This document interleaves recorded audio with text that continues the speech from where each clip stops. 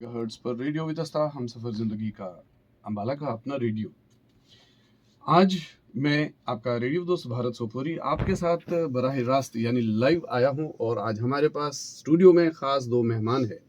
एक ख़ास मैसेज सभी अम्बाला वासियों के लिए और पूरे विश्व के लिए, क्योंकि हमारा रेडियो पूरे विश्व में सुना जाता है, पर हम बात करते हैं अम्बाला की और अम्बाला को विश्व पटल पर रखना चाहते हैं। जितने भी हमारे पास अम्बाला में लोग हैं, हर कोई अपनी ओर से योगदान देता है और ऐसे ही वो लोग भी हैं जिनको हम कलाकार कहते हैं। तो इस समय हमारे पास है आनंद और इंदु।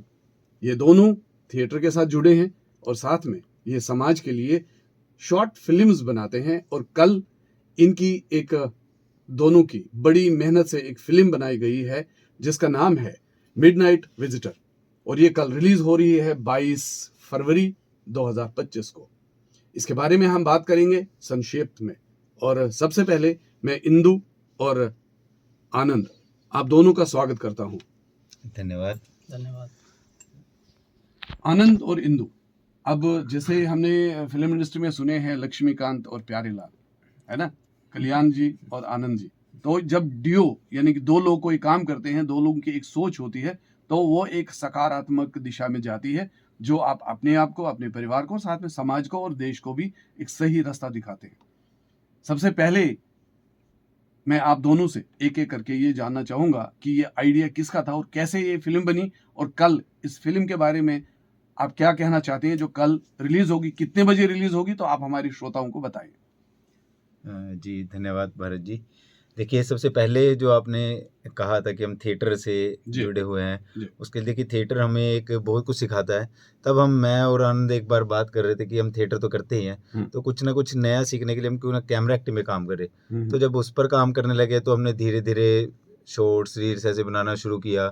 फिर जैसा कि मैं एक टीचर भी हूँ, तो मैंने 10th क्लास में एक स्टोरी देखी थी, जो यही स्टोरी है मिडनाइट विजिटर। रॉबर्ट आर्थर की लिखी हुई है, एक अमेरिकन राइटर है, उन्होंने ये स्टोरी लिखी हुई है।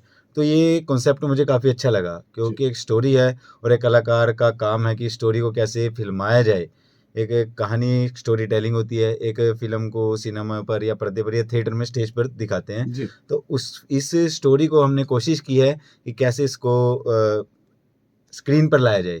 इसका एक मैंने आइडिया शेयर किया आनंद से, तो आनंद ने कहा कि अच्छा आइडिया है, तो फिर हमने स्टोरी डिस्कस किया आप उसमें आगे। तो फिर उसके बाद और आनंद से जानेंगे कि कैसे ये जो आइडिया है एक फिल्म बनाने में हुआ, और क्योंकि मुझे बहुत खुशी है कि मैंने भी इसमें एक किरदार निभाया है और उम्मीद करते हैं कि ये किरदार भी अच्छा लोगों को लगे और सारी जो आप लोगों की मेहनत है, जो प्रेजेंटेशन है, वो अच्छी लगे। तो आनंद, आपको ये आइडिया जब इंदु ने दिया तो कैसा लगा और कैसे इसकी रूपरेखा तैयार हुई? एक दिन हम वैसे ही पार्क में बैठे हुए थे, तो इन्होंने कहा क्यों ना हम एक स्टोरी वगैरह पे काम करते हैं। मैंने एक स्टोरी पढ़ाई है बच्चों को 10th क्लास में, द मिडनाइट विजिटर करके। मैंने कहा हाँ स्टोरी तो अच्छी है, मैंने हम सब ने ही पढ़ी है, आपने भी पढ़ी होगी, हमने भी पढ़ी है। तो मैंने कहा हाँ स्टोरी अच्छी है, साथ में मैसेज भी बहुत अच्छा है उसके अंदर। तो बस उसी दिन से हमारे दिमाग में ये आया कि हम ये काम करेंगे। तो उसी दिन ही हमारे पास कॉपी और पेन था, तो हमने बैठ के हमने स्क्रीन प्ले तैयार करना शुरू कर दिया। वहाँ से हमारी जर्नी हुई स्टार्ट। एक्चुअली इसका जो टाइटल है ना, वो भी काफ़ी अट्रैक्टिव है। मतलब मिडनाइट विजिटर, एक तो इंग्लिश नाम है और थोड़ा सा अभी की जैसे ऑडियंस है एकदम उसको अट्रैक्ट करता है। मुझे ऐसा लगा इसलिए हमने इसका टाइटल भी बदला नहीं है। हालांकि स्टोरी हमने इम्प्रोवाइज की है, स्टोरी एग्जैक्ट सेम नहीं है जैसे कि चैप्टर में। हाँ, मतलब उसको एडॉप्शन बोलते हैं, आपने उसको अडॉप्ट किया। आपका जो सूत्र है वो आपको इस राइटर रॉबर्ट आर्थर से मिला और बाद में आप लोगों ने उसको तैयार किया। मैं आपसे ये जानना चाहूँगा और श्रोता भी जानना चाहेंगे कि जब आप इस एज में एक फिल्म बनाते हैं, जो आपका सोचने का दायरा है, प्लस एक सबसे बड़ी चीज़ है कि कोई भी काम आप करेंगे तो उसमें पैसा खर्च होता है, तो किस तरीके से ये मैनेज हुआ कि क्योंकि खर्चा भी होना है, अगर आप कलाकारों को नहीं देंगे बट एडिटिंग के लिए और सब कुछ करते, तो किस तरीके से आप लोगों ने ये मैनेज किया? जी देखिए, एक कहावत है कि plan thing never happen, unplan thing always happen.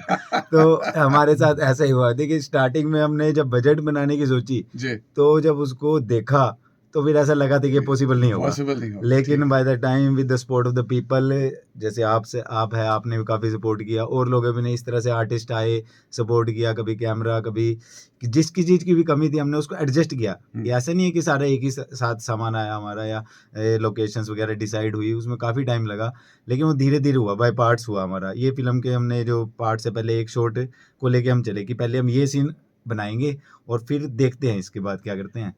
तो इस तरह से हमारी जर्नी स्टार्ट हुई। इस फिल्म को निर्देशित किया है आनंद कुमार चौरसिया ने। तो हम तो आनंद के नाम से ही जानते हैं, आपके नाम में ही आनंद है। और आप कितना आनंद लोगों को देंगे जब वो फिल्म देखेंगे, कितनी मेहनत आपने की और किस तरीके से आपने इसको डायरेक्शन दी और आपने इस फिल्म को बनाया। सर मेहनत तो अपने हिसाब से भरपूर करी है, बाकी श्रोता जो देखने वाले हैं या आप लोगों में से हमें ऑडियंस ये बताएगी कि हमारी मेहनत सफल हुई है, कितनी नहीं हुई है। जी, मैसेज आप क्या देंगे इस फिल्म के माध्यम से? मैसेज सर इसमें यही है कि किसी को भी उसके फर्स्ट लुक से जज नहीं करना चाहिए। जी जैसे वो कहावत थी, किसी भी बुक को उसके कवर से जज नहीं करना चाहिए। जी, तो वही मैसेज हमने इसके अंदर दिया हुआ है। किसी भी व्यक्ति को या किसी भी पर्सन को बाहर से देख के जब तक उसके बारे में पूरी डीपली हम जान नहीं जाते, उसको बाहर से जज नहीं करना चाहिए। यही मैसेज है हमारा। देखिए, जैसा कि आप जानते हैं कि अब 10th के बोर्ड के एग्ज़ाम भी आ रहे हैं, तो ये चैप्टर जो है वो एग्ज़ाम में भी कई बार आता है। तो हमारी जो रीच है ना, वो हम चाहते हैं कि जो 10th क्लास के बच्चे वो इस फिल्म को ज़रूर देखें, क्योंकि एक तो उनको कंसेप्ट समझ में आएगा। कई बार स्टोरी हम पढ़ के उतना समझ में नहीं आता, या जितना कि हम देख के आता है। तो ये हमारी मैं कोशिश रही है। मैं सभी श्रोताओं को कहूंगा कि जब आप कल ये फिल्म देखें तो आप अपने बच्चों को जरूर दिखाएं, क्योंकि ये एक ऐसी फिल्म है जो परिवार में देखी जा सकती है। एक थॉट है, एक सोच है, और इंदु और आनंद ने बड़ी सारी मेहनत की है। मैं आप दोनों से ये जानना चाहूंगा कि इस समय जितने भी श्रोता हमें सुन रहे हैं अंबाला के, तो अगर कोई लोग आपको फिनेंशियली सपोर्ट करना चाहें तो आप उन लोगों को क्या कहना चाहेंगे?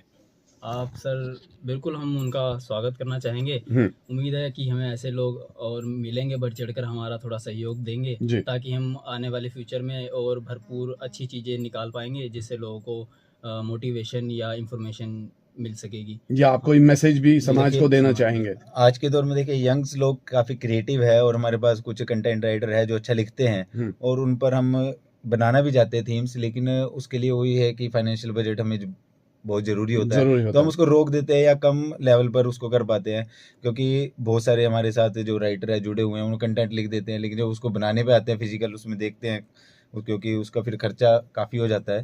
तो उसको हम ये अगर हमें सपोर्ट मिल जाता है कहीं से भी फाइनेंशियली, तो हमारे लिए बहुत ही अच्छा हो जाएगा। हम काफ़ी कंटेंट क्रिएट कर सकते हैं अंबाला के लिए।